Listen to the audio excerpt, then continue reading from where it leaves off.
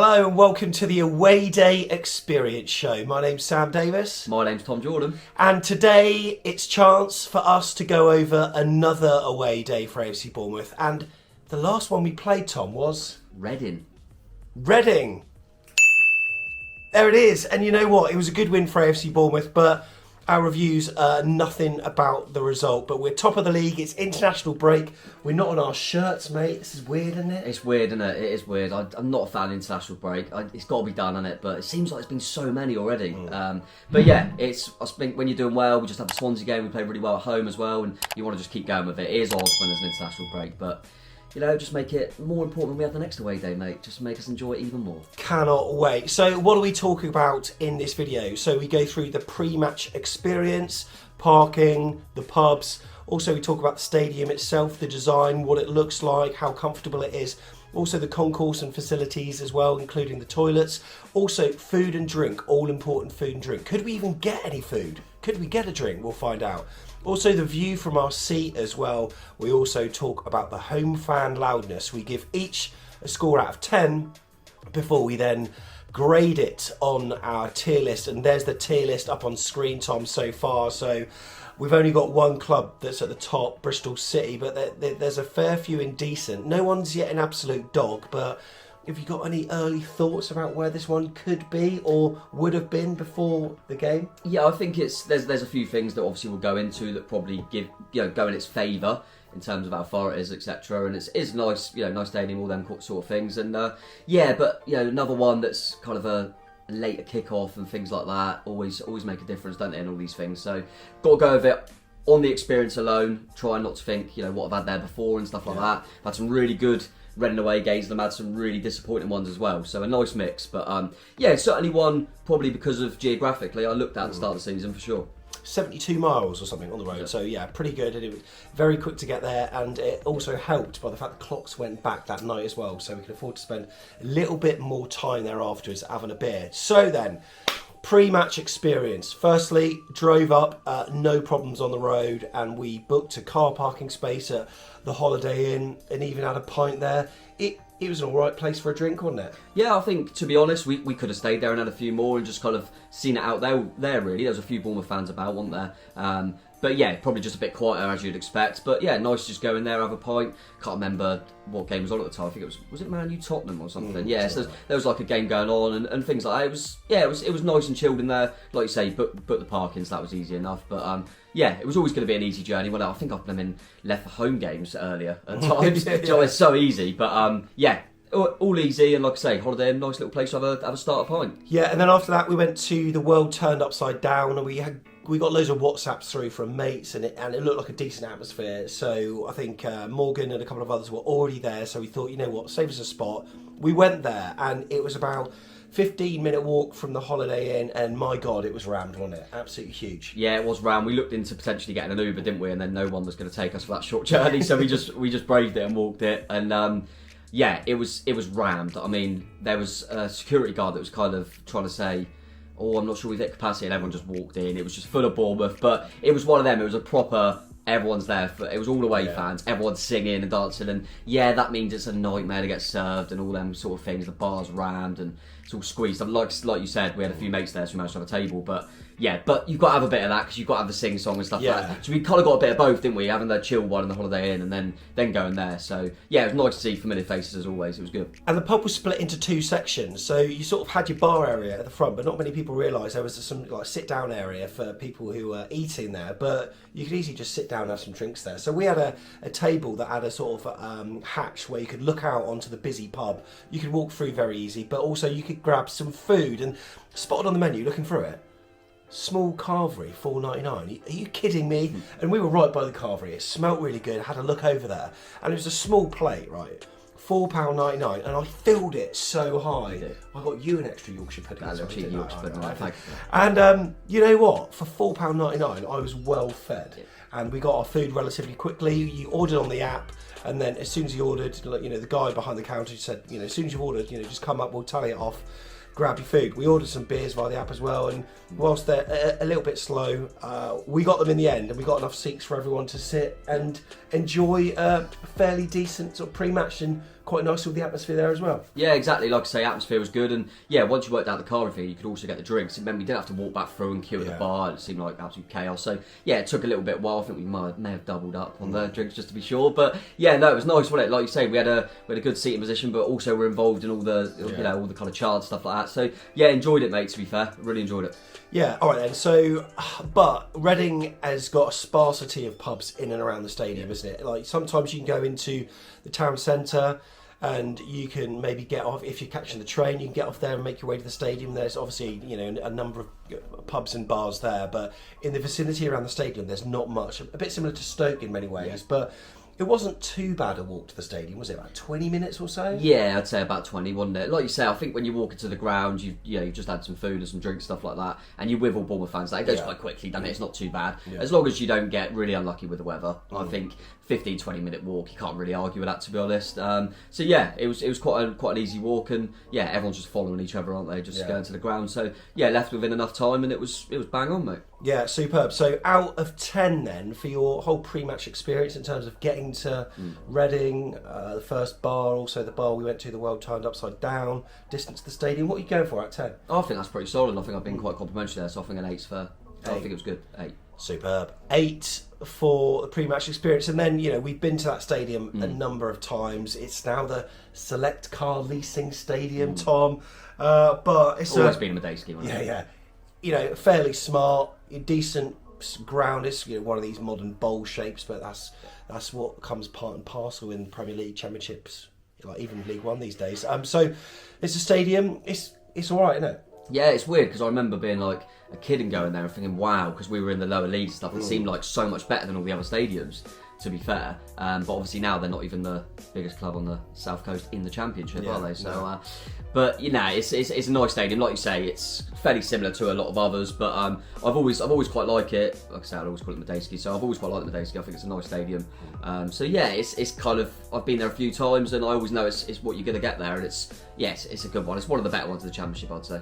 It is, and on your screen at the moment you are seeing some footage from Rob Trent from Access Advisor. Do check that out. Click the card at the top to visit his channel. And because they didn't have any tickets, he had to go to the ticket office to grab some. So he is in a motorised wheelchair, and they didn't have one of the low counters, and you see this view of him right next to the counter, and I would say it's pretty bad, so they really need to brush up on that. Once he got into the stadium as well, it was fairly packed, fairly busy, and he said it wasn't too bad to find his seat. One thing he did say was that there was a toilet, an accessible toilet, however it didn't flush, and loads of other people also seemed to use it as well, which wasn't particularly great, so he didn't score them very highly on that. And whilst the platform where he was sitting at was raised, he said towards the end of the game it was very difficult with people standing in front of him, that he missed some key moments of the game, so that didn't score well. That said, he did say the staff were 5 out of 5 in terms of friendliness, so I think his score's probably down the middle based on the view, because you're there for 90 minutes watching it, so do check out that. But yeah, as a whole then, in terms of the stadium, taking into account what Rob said as well, what are you going for? Yeah, I think taking into account what Rob said, like you say, it's never on the staff, is it? They don't make all them kind of accessibility and stuff like that. So it's good that they were still friendly and helpful for him. But yeah, that is a little bit disappointing. I think we've had some good feedback from a lot of away games in terms of that. So that's disappointing. But so yeah, I think I'll go for a 7. I think that's fair. I'm going to go 7. 7. Perfect. Okay, there's 7. Okay, concourse and facilities. So the concourse, I noticed they opened the doors up at half time, which was good. Facilities standard, like standard really. I thought. What were your thoughts on that? Yeah, it's kind of like you said, it's pretty standard. There wasn't anything that made it amazing or anything that made it really poor. Like I say, it's always helpful when they open up, which it seems like most in this division seem to do now, especially for away fans. Because otherwise it gets too crowded in there. So I quite often go and stand outside anyway. It's just more room. And yeah, it was in terms of concourse, like I say, pretty standard, pretty ordinary, but does its job, and not too crowded in there. A few TVs up and things like that, and if you go down just before half time, you might miss the goal. So it's nice that you can see it on the telly. We keep scoring too close to half time. Could you also get food out outside as well? Because were there a few vans Yes. out there? Sorry, yeah, that is that right. was quite nice, wasn't it? Yeah, that's always helpful as well. So it just means it can space out a little bit more. So yeah, they had more food available outside, which is always handy. So yeah, it was pretty decent to be fair. You got to score it highly because there was no real problems with the facilities and the concourse itself. Yeah. All right, we're gonna go for that out of 10. We'll go for an 8. 8. Okay, brilliant. But how easy was it to get said food and drink? I mean, I didn't have a pint myself at half time because, well, I got down bang on the half time. I was celebrating Dom Solanke's opener and I thought, you know what, I'm going to see this one through. I did. I think I got about 46 minutes, so there was 2 minutes of injury time to go. And I walked into the concourse and, oh my God, the bar seemed about 15, 20 people deep. There were queues in all sorts of positions, you're bending around. I thought to myself, there's no way in hell that I'm going to get a beer here, and I didn't. It was chaos, mate. As you know, I tend to go down a little bit early to try and miss that, and it's turned into a bit of a ritual now. 38 minutes, I normally pop down. But I went down, like I say, 38 minutes to queue for a beer. Thought I might get some food as well. Queued there, and by the time I took a sip of my drink, the players were out for the second half. So that's like 25 minutes. Yeah. And it didn't look, when I got there, like the queue was massive. They just were so slow. I don't know if it was because they didn't have enough people behind, maybe. I'm not sure. But like you say as well, there's so many queues. You don't know where to queue. You don't know where's.